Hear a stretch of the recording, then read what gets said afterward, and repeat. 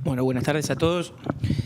Primero que nada, quiero agradecerles al colegio por la invitación, al Instituto de Estudios Judiciales también por la organización de este evento y fundamentalmente a la Comisión de Jóvenes Procesalistas, de la cual, como dijeron recién, formo parte y que realmente nos da siempre un espacio para crecer, para discutir y sobre todo para fomentar amigos que les interesa esta rama del derecho.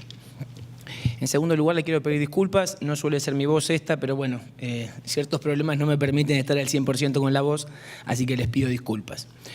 Cuando me llamaron para tratar este tema de la oralidad, me pregunté dentro si había alguna cuestión novedosa, realmente novedosa, que no hubiera sido ya remanidamente tratada y que pudiera resultar de interés. Cuando pensé esta opción, dije que hasta ahora la oralidad no es más que pruebas piloto, no es más que proyectos, no es más que intenciones a futuro, ¿sí? Y esto no está generalizado. Entonces me parecía importante prever a nivel futuro qué cuestiones o qué aspectos de la oralidad son necesarios tratar, prevenir o analizar anticipadamente para garantizar, como les puse ahí en el Power, la efectiva y generalizada implementación de la oralidad. Para tratar esto vamos a ponernos de acuerdo a partir de una premisa común, que es la conveniencia de la implementación de este principio a los procesos civiles y comerciales. Con excepción, obviamente, de algunos operadores jurídicos, como ayer refería el doctor Rojas, que pueden tener alguna mirada renuente a esto, la mayoría de la doctrina, la mayoría de los operadores, estamos de acuerdo en que resulta conveniente, resulta mucho más fructífero un proceso civil basado en audiencias, basado estrictamente en el principio de oralidad. Y esta premisa o este acuerdo que tenemos reconoce obviamente su base en la ineficacia que ha demostrado el proceso civil y comercial actual en términos de tiempos, de costos o de calidad de las decisiones. Esto no es un patrimonio, si se quiere, local o si se quiere, novedoso. Las raíces de esto, naturalmente, están dadas por una fuerte influencia que tenemos del derecho español, a la cual ayer hacía referencia el doctor Berbic, un sistema fuertemente escriturario que nos impuso y nos trasladó una tradición escrituraria que todavía nos cuesta sacar de encima. De esta manera, el sistema escriturario se ha mostrado ineficiente, como les decía, y no resulta conveniente para solucionar los conflictos en términos rápidos, económicos y justos.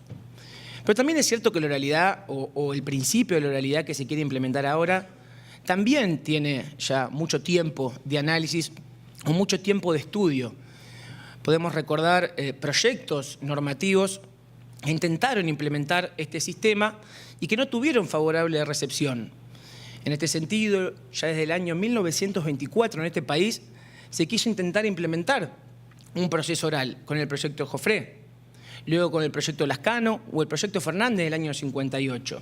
Y mucho más cerca en el tiempo, y quizá procesalistas que a ustedes les pueden resultar de mucho más renombre actual, el proyecto MAEC. MAEC me refiero porque son las abreviaturas de quienes fueron los autores, Morelo, Arasi, Eisner y Kaminker, que en el año 93 también proyectaron un código civil y comercial basado en un proceso por audiencias.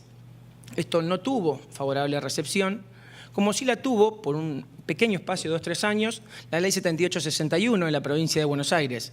Esa ley estaba prevista para determinados procesos, en particular accidentes de tránsito, y establecía también una cantidad X de ingreso de causas, o más que de ingreso de causas tratables bajo este sistema, que era de 600.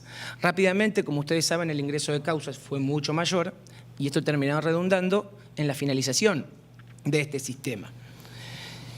Pero bueno, lo cierto es que esta ineficacia del sistema ha demostrado que la oralidad asoma hoy, o por lo menos aparece, como el sistema más conveniente y sobre todo como el sistema que se ajusta con mayor proximidad a la garantía del debido proceso legal.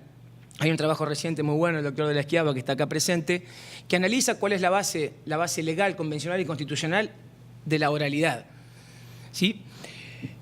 Esta idea de la oralidad, de la implementación de este principio, ha tenido entonces también marcos institucionales de recepción. El más conocido a nivel nacional es el de Justicia 2020, ¿sí? Un programa o un espacio de diálogo y participación ciudadana con la finalidad de construir un mejor sistema de justicia. Y este programa ha creado, como la mayoría de ustedes saben, o todos saben, las bases para una eventual reforma procesal. Dentro de esas bases, uno de los principios, uno de los pilares, está dado por la implementación o por la aplicación de un proceso por audiencias. Y desde un plano más local, la misma Suprema Corte de Justicia de la provincia de Buenos Aires también ha trabajado esta idea, en primer lugar, a partir de una prueba piloto de videoregistración de audiencias y luego fomentando, a través de la resolución 2761 del 16, la aceptación de distintos juzgados para participar de este plan piloto. Pero como les dije, no dejan de ser pruebas. Actualmente en el Departamento Judicial de La Plata, de los 24 juzgados que tenemos, solo la mitad están adheridos voluntariamente a esto y de la Justicia de Paz, el juzgado de Lobos, ¿sí? En La Plata son los únicos que tienen el sistema de proceso por audiencias o basados en la oralidad. Con lo cual, hasta el día de hoy, todo lo que tenemos son pruebas piloto, adhesiones voluntarias, ¿sí? Que no terminan de ser generalizadas. ¿A qué hablo o qué me refiero cuando me refiero a la efectiva y generalizada implementación? Efectiva porque, como lo dice el CEJA, esto no es verbalizar lo mismo que decíamos en el proceso escriturario. La oralidad implica otro paradigma, implica la inmediación, implica el manejo del caso, la gestión del caso, en términos norteamericanos que refería ayer el doctor Rojas, el case management, ¿sí? La necesidad de llegar a una solución rápida, justa y económica, ¿sí? Entonces, esto no es solamente verbalizar lo que hacíamos por escrito, es buscar nuevas formas de litigación. Y esa necesidad de encontrar una solución rápida, justa y económica hace que el sistema funcione en forma efectiva. Y para que el sistema funcione en forma efectiva, no podemos estar sujetos a que nos caiga en un juzgado o nos caiga en otro. Con lo cual las previsiones deben tener en vista o deben tener en cuenta que este sistema se aplique a la totalidad de los órganos jurisdiccionales del sistema. Esto es, o por lo menos esto es lo que yo consideré necesario analizar hoy en la charla con ustedes, previendo esta futura implementación, especialmente porque estamos en tiempos de reforma. Y en tiempos de reforma es probable que tengamos un nuevo código procesal, más tarde o más temprano, que se base en esta lógica, ¿sí? Es necesario y es importante prever las consecuencias prácticas que puede tener la oralidad en forma generalizada. Y esto no es ajeno a lo que ha hecho la Corte. De hecho, hace poco tiempo, antes de que el proyecto de ley de reforma al procedimiento laboral se convirtiera en tal, la Corte analizó cuáles iban a ser las consecuencias que iba a tener ese proyecto en la práctica. Consecuencias económicas, consecuencias edilicias, consecuencias técnicas. Y me parece importante que si el día de mañana, y tal como implícitamente busca la Corte fomentar, esto va a ser generalizado, pensemos entonces qué soportes, qué pilares prácticos son necesarios para que esto realmente funcione. Para ver esto, me parece lo primero, o por lo menos un análisis histórico, hay que ver las experiencias que han tenido otros fueros. Quizá muchos de ustedes sean abogados de la profesión y litiguen en ámbitos distintos a únicamente a lo civil y comercial. En el ámbito penal y en el ámbito laboral, la oralidad tiene otra función y reconoce sus inicios en tiempos mucho más anteriores a los que lo reconoce en el ámbito civil y comercial. Sin embargo, cualquiera de ustedes que les pregunte y que estén ejerciendo en estos ámbitos, probablemente sean críticos. ¿Por qué? Por la demora intolerable en la fijación de audiencia. Un sistema oral que establece una audiencia a 2 años, digamos, termina rompiendo la idea original de ese sistema.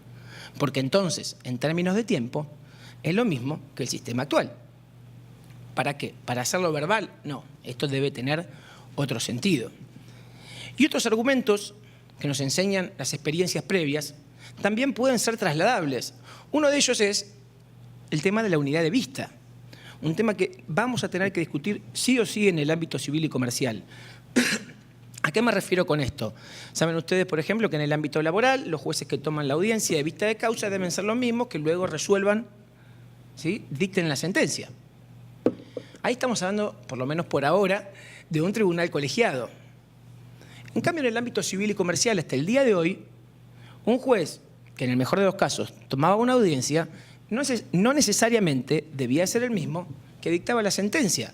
¿Por qué? Porque nos basábamos en actas escritas, intervenidas antes por un audiencista, en el peor de los casos, o en el mejor de los casos, intervenida por el juez que por aquel entonces estaba ejerciendo la judicatura en ese órgano.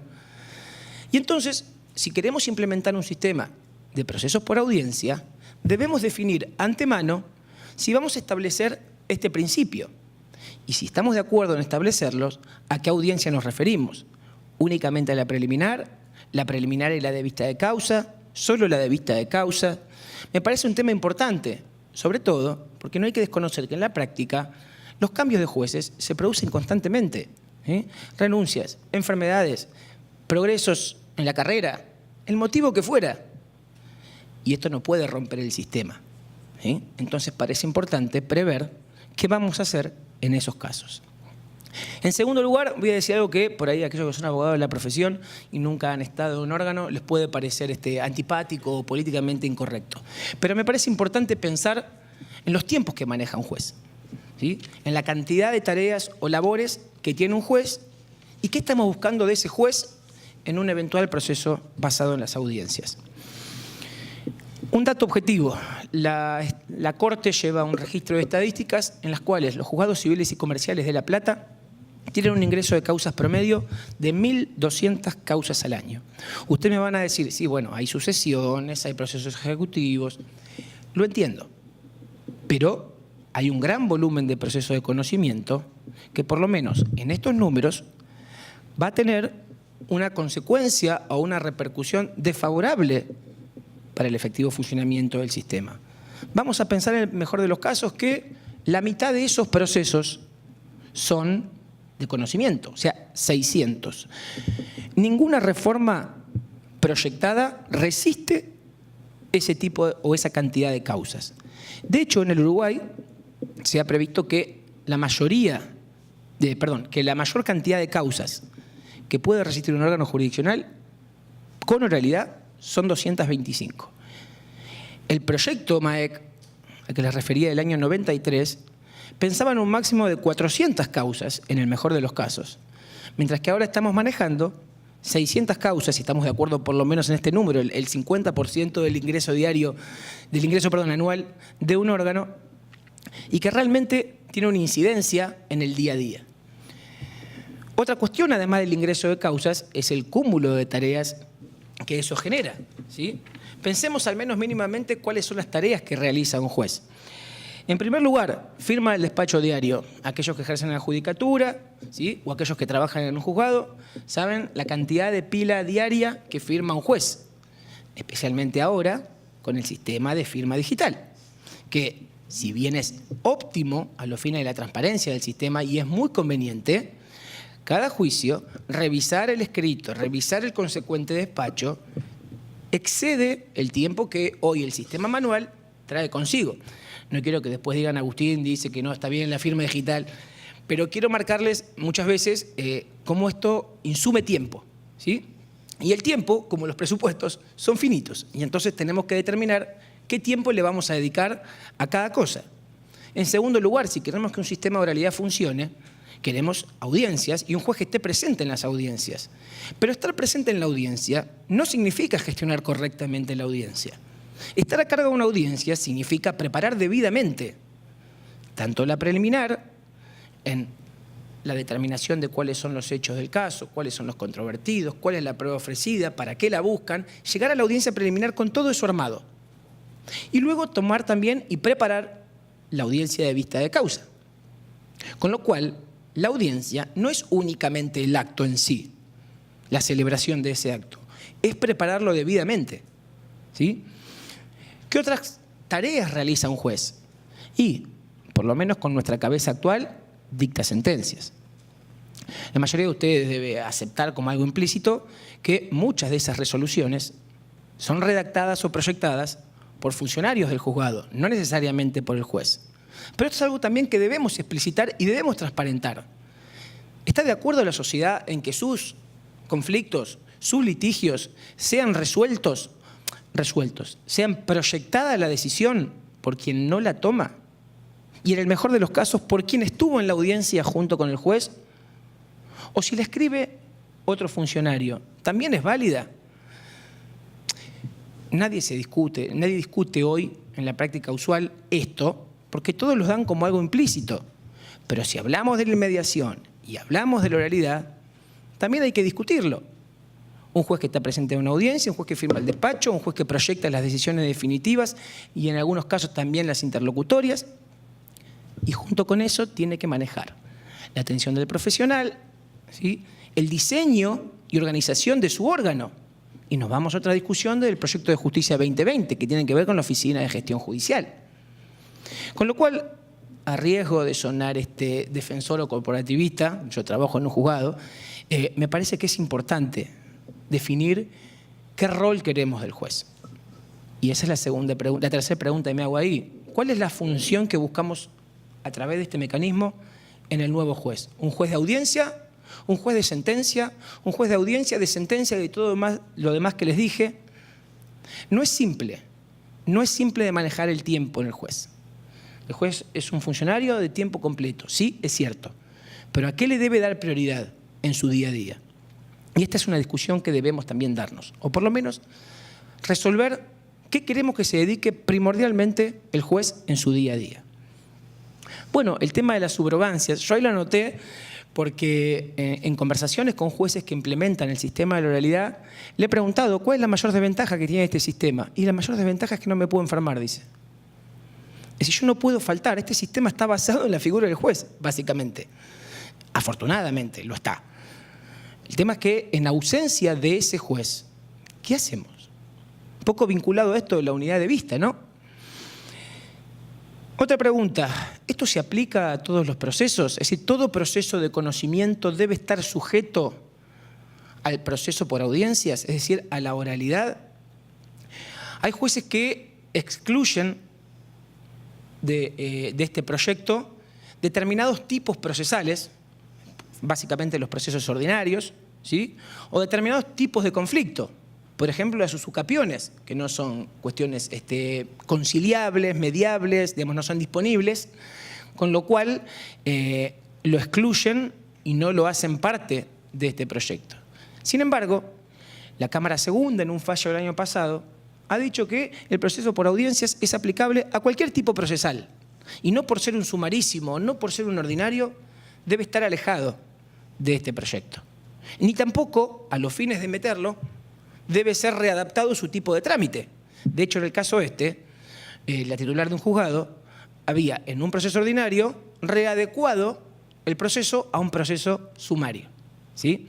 Entonces, también es bueno encontrar consenso en si esto es o no es aplicable a determinado tipo de procesos y, en su caso, cuáles son las facultades que tiene el juez para excluir ese tipo procesal o ese tipo de conflicto del proyecto de oralidad.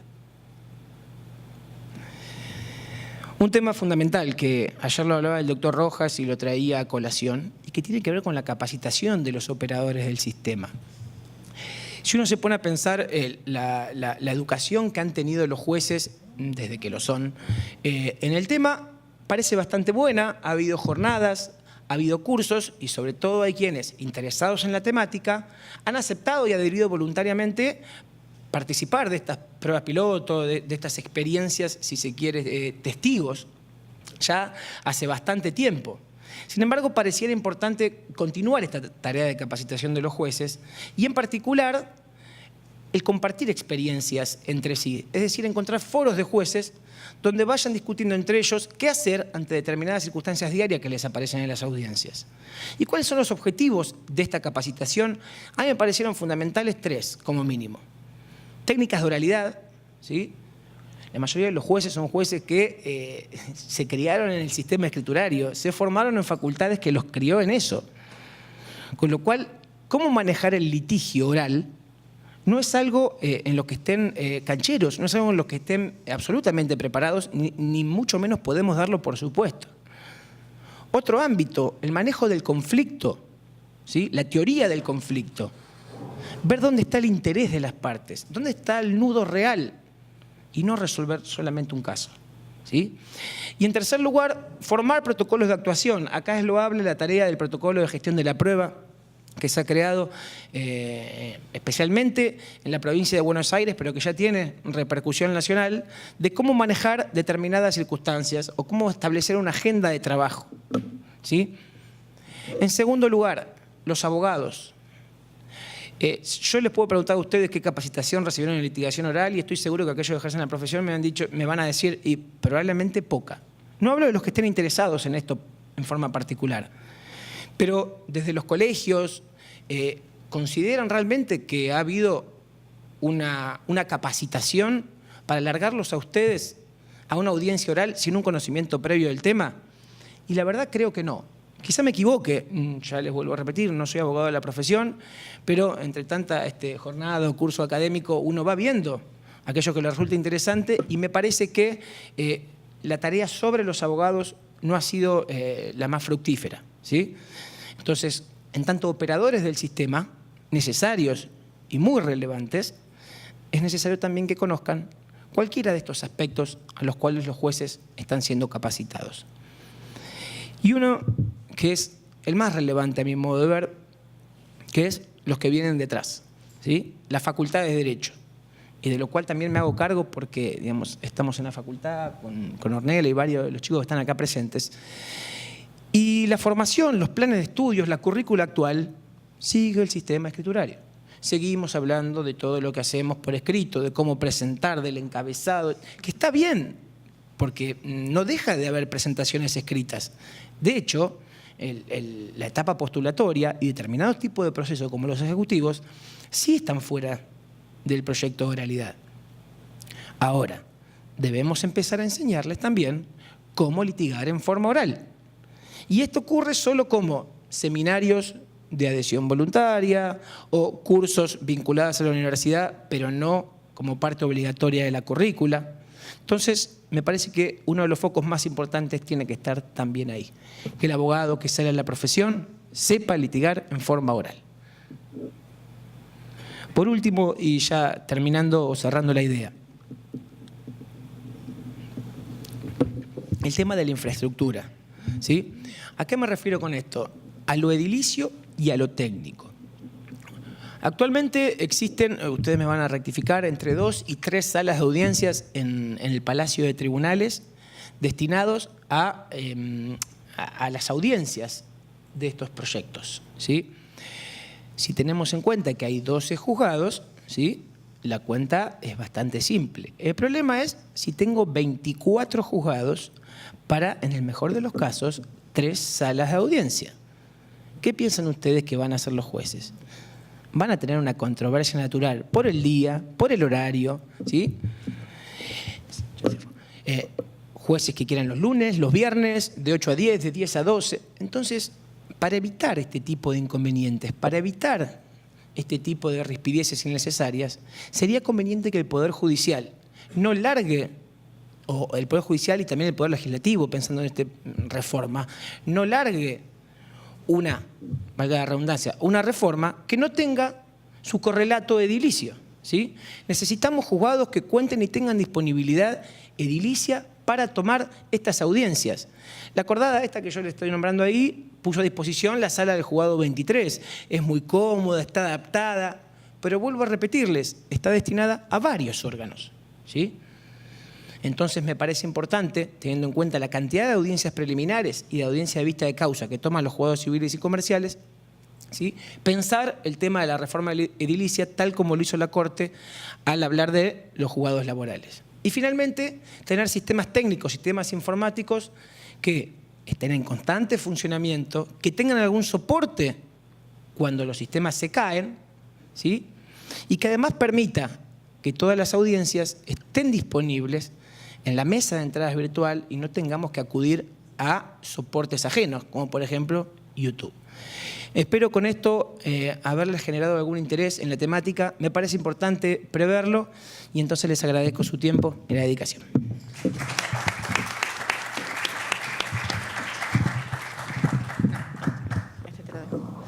Bueno, muchas gracias, Agustín. Lógicamente, estamos abiertos a cualquier pregunta. No sé si alguien del público quiere hacer alguna pregunta. ¿Sí? Bueno, gusto mío. ¿Consideraría posible el día de mañana inclusive llegar a hacer una audiencia vía videoconferencia? Léase Skype, léase de manera tal que un abogado que está situado en la ciudad de La Plata pueda ir a una audiencia en Bahía Blanca. Sí. Me refiero vía digital. ¿Lo ves posible? ¿Lo ves viable? Te voy a marcar dos cosas. La primera, tecnológicamente, sí, claro. Es viable y de hecho hasta donde tengo conocimiento, quizá uno me pueda identificar esto, en el ámbito penal en algunos aspectos se está haciendo. Vamos con la segunda parte. Acá lo que estamos buscando es la inmediación, ¿sí? Es el contacto cara a cara con la persona adelante, poder mantener ese contacto que genera la presencia física, ¿sí? De hecho, esta posibilidad de tenerlo a distancia o no en el momento, también es un tema de discusión para la revisión posterior. ¿Esto qué quiere decir? Que hoy por hoy un tema de discusión es si la Cámara va a necesitar, ¿sí?, volver a convocar a la prueba o con revisar el CD bastará. No veo en la práctica, quizás se me escape, grandes objeciones a que eso ocurra, ¿sí? Pero entonces tenemos que aceptar, ¿sí?, que la posibilidad de revisión que haga la Cámara posterior no va a requerir de la presencia nueva de las partes ni de los medios de prueba, sino con revisar únicamente el soporte electrónico de la audiencia, esto pueda ser válido, ¿sí? No sé si respondí tu pregunta. Gracias. ¿Alguien más? Sí. Hola Juan Cruz, ¿cómo te va?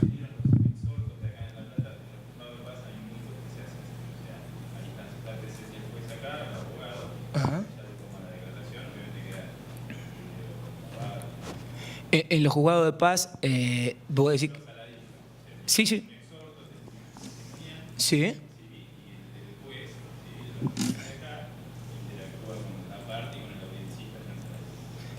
Y permiten la videoconferencia en esos términos. Yo lo he visto. Bien. Sí. Está bueno. Sí. Gracias por el dato. ¿Alguien más? Mis alumnas. Yo sí tengo una pregunta, ¿puedo? Sí. Bueno, aprovechando que también está Laureano, que es uno de los próximos panelistas en las jornadas, y Agustín, que también pueden opinar como operadores del Poder Judicial, lo mismo del público, lo tenemos Pablo, también veo gente conocida.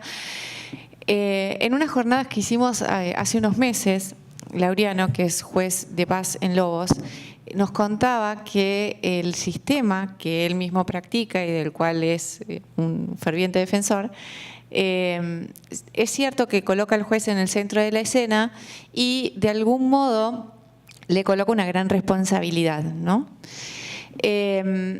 Y él planteaba que la audiencia de vista de causas es un poco la vedette del proceso, en la medida en que ahí se produce la prueba oral, y que debería ser concebida como el último eslabón antes de la decisión, ¿sí?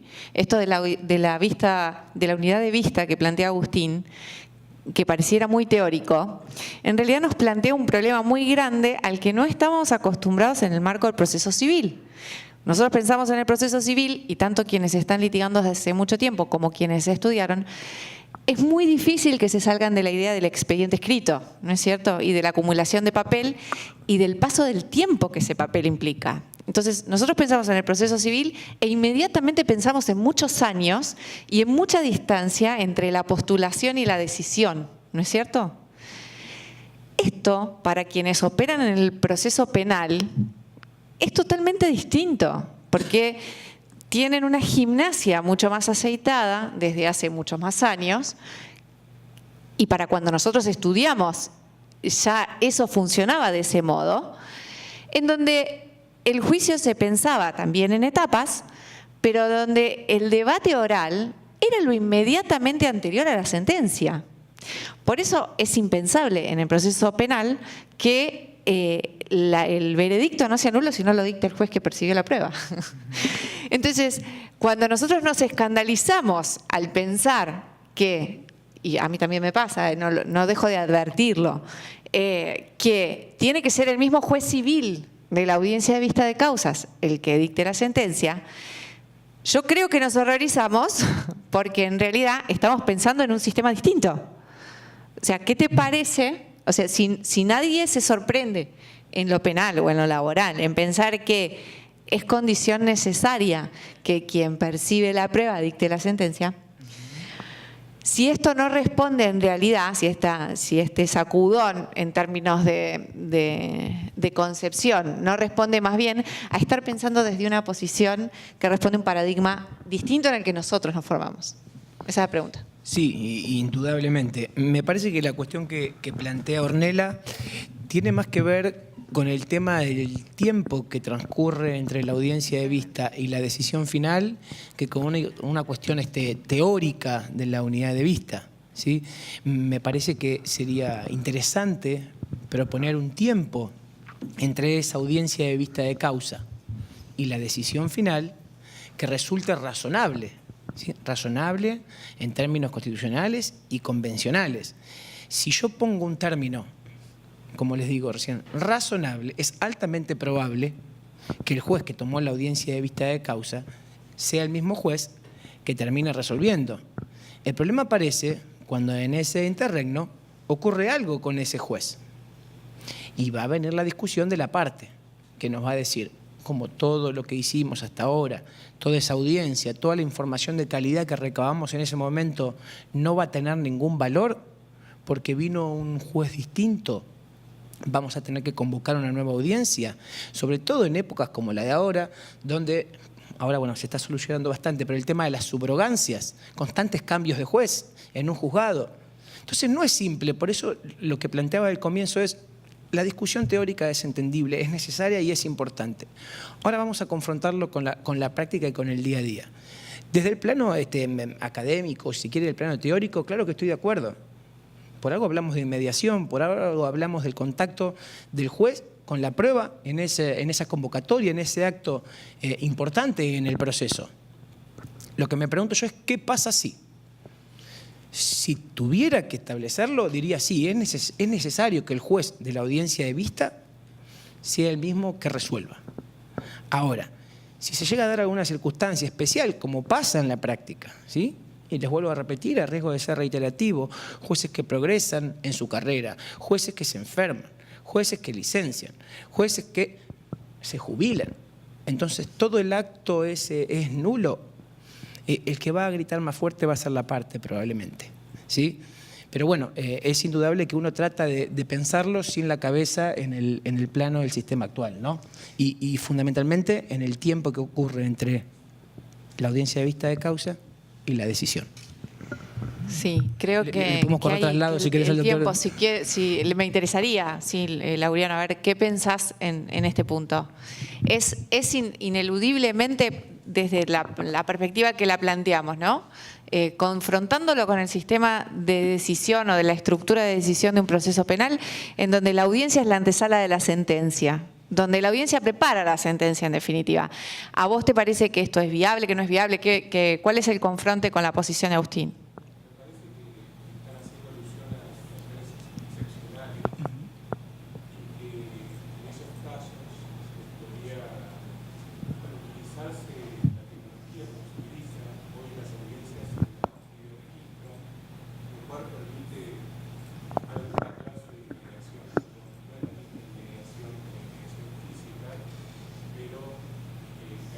salva la inmigración, no solamente para la instancia anterior, sino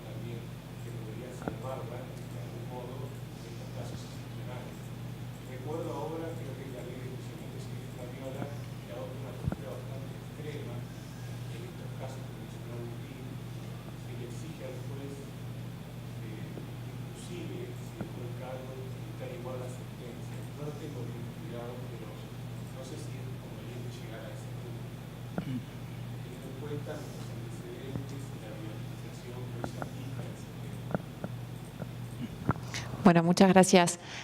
¿Alguna otra pregunta? ¿Puedo abusar de tu presencia y preguntarte que... sí, sí, a usted. Gracias. En relación a la unidad de vista y este problema que pareciera no ser un problema en otro proceso, en el proceso penal, por ejemplo, y que a nosotros nos está empezando a preocupar. ¿Cuál es por ahí tu visión sobre el tema? Yo soy de la posición, ya lo hablamos con Agustín, yo soy de la posición de la unidad de vista. Yo también. Creo que si hablamos de contacto con la realidad y hablamos de un momento en el que estamos diseñando una reforma para ser implementada y protocolos de actuación, soy de los que prefiero toda la vida que me hacen la audiencia de vista de causa, que después resuelve en 10 días. En 10 días no se jubila, no se enferma. Tal cual. Si pasa, el que tomó la audiencia resuelve. Se subroga, la subrogancia tiene efecto hasta el momento de la sentencia.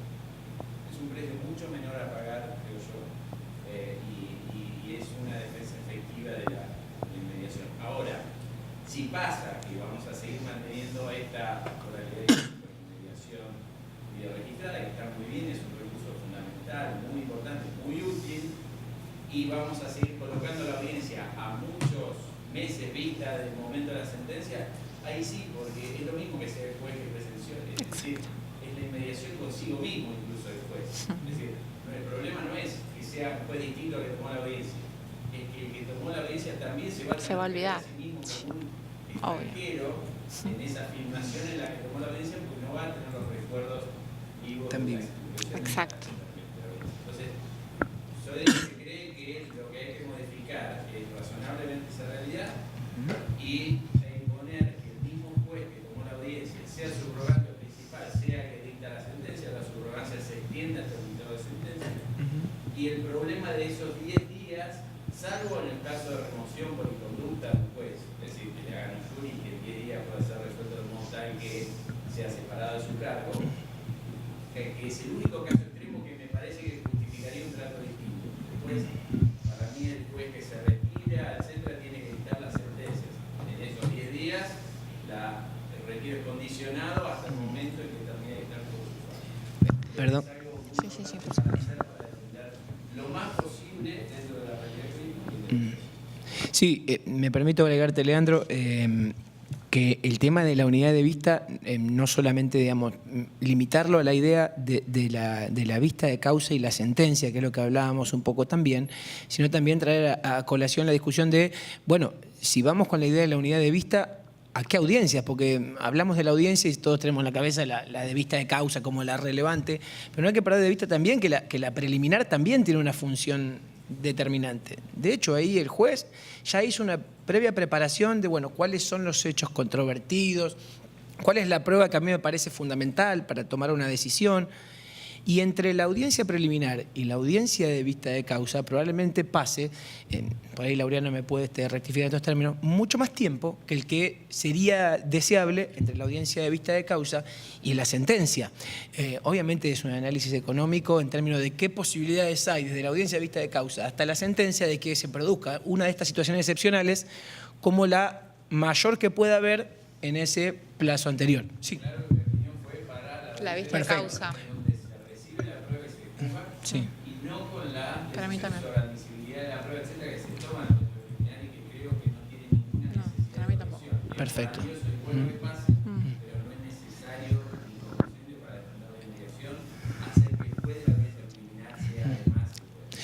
Es como decir, el juez de garantía tiene que ser el mismo. Sí, Claro. de hecho en algunos sistemas está aconsejado que sea distinto quien decida sobre la admisibilidad de la prueba y quien Sí, dirige aclaro que el- no era para confrontar, sino también para traer a colación con este proceso de reforma, determinar realmente a qué nos referimos o qué queremos significar con la unidad de vista, ¿sí? Si a todas las audiencias o solamente a la de vista de causa, ¿no? A eso iba.